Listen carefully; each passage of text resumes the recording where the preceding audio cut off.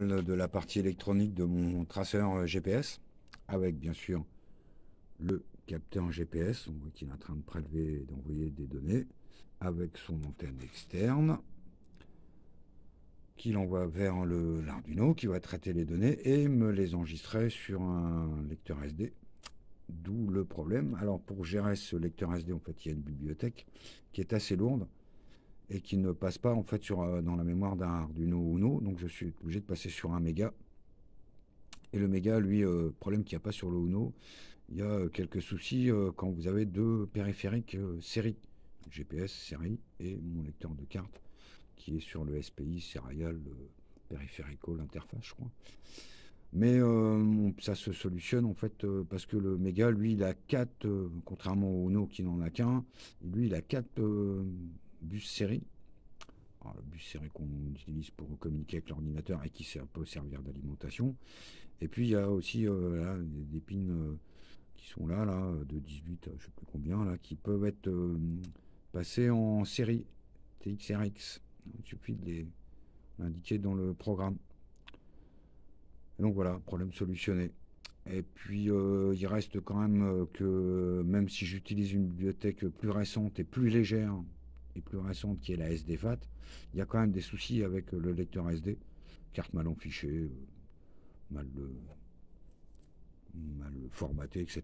Donc j'avais au départ prévu des LED rouge-verte pour signaler l'erreur d'écriture, l'erreur d'ouverture, mais comme c'était pas si simple que ça, il y a plusieurs codes d'erreur, etc. J'ai préféré passer sur un afficheur OLED, voilà, qui va me donner le relevé de latitude, longitude, et puis m'indiquer l'état de la carte SD. Alors pour fermer correctement le fichier et pas avoir des soucis de relecture après, en fait, fermer, ça nécessite que mon programme soit correctement tourne jusqu'au bout, et donc il y a un interrupteur à bascule là, pour pouvoir retirer la carte SD sans problème. Plus de temps en temps, ça peut arriver, il y a quelques soucis, ou au GPS ou au lecteur SD. Il y a aussi, comme tout sera prévu enfermé dans une boîte, un petit reset du programme en externe. Et évidemment, comme tout système embarqué, une alimentation que là je fais avec une power bank. Alors j'ai lu, attention au power bank, en fait, vu le peu de consommation, certaines de ces power bank, en fait, c'est pas suffisant en consommation, donc en fait elles se mettent en veille. Donc, du coup, bah, ça tombe. Voilà pour la présentation du matériel. Donc on va enficher la carte SD et puis en basculant, a priori. Voilà. Voilà.